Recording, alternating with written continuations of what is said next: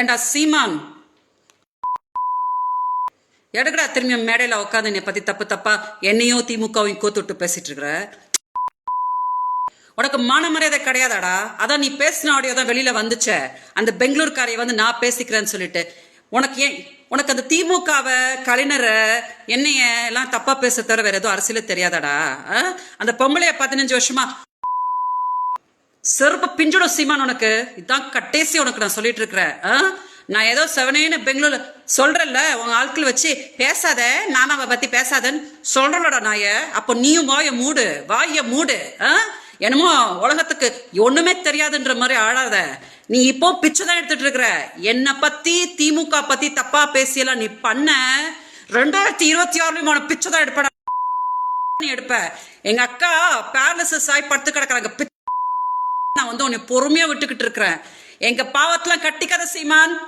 46 வயசு வரைக்கும் நீ பிச்சைதான் எடுத்துக்கிட்டு இருந்த கல்யாணம் ஆகாம. நான் தான் வந்து உனக்கு ஒரு வாழ்க்கையை கொடுத்த மறந்துட்டு இன்னைக்கு வந்து நீ மேடையில இந்த பொம்பளையை கூட்டிட்டு வந்து சொர்வ பிஞ்சிடும்டா. நிப்பாட்டிக்கோ, இதோட நிப்பாட்டிக்கோ. இதோ கடைசி விட நான் சொல்லிட்டு இருக்கிறேன். இதுக்கு மேல நீ எதையா பண்ணுனா நான் கண்டிப்பா சொல்றேன், பெங்களூர்ல இருந்து என்ன நடக்கணுமோ உனக்கு நடந்துடும் சீமான். ரொம்ப அமைதியா உனக்கு வேற ஏதாவது அரசியல் தெரிஞ்சிச்சுன்னா பண்ணுப்போ.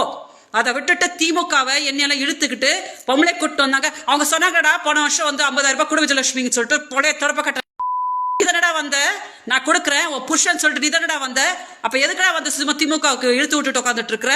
நல்லா இருக்க மாட்டே சீமான், நீ நல்லாவே இருக்க மாட்ட. நான் சொல்லிட்டேன், பிச்சையிலையும் நீ பரம பிச்சை எடுத்துருவ. நான் சொல்லிட்டேன், அதனால அடங்கிக்கோ. நீ யார்கிட்டயும் அடங்க மாட்ட. அடங்கி நீ யாரும் அடக்க முடியாதுன்னு நினைச்சுக்காத. நீ அப்புறம் அடங்குனா நீ எப்படி ஆயிடும் தெரியுமா? பிச்சை காலம். அதனால நிப்பாட்டிக்கோ. பெண் சாபத்தை கட்டாத. அதுவும் என்னைய ரொம்ப கிழக்காதடா, சொடக்காத. நீ வந்து நான் ரொம்ப கஷ்டத்துல இருக்கிறேன். இப்ப என்னோட வயிற்றுல கட்டினா நல்லாவே இருக்க மாட்டேன். அதனால இதான் கடைசி. இன்னொரு வாட்டி நீ வந்து இந்த பொம்பளை கிம்பளை சர்வ பெஞ்சு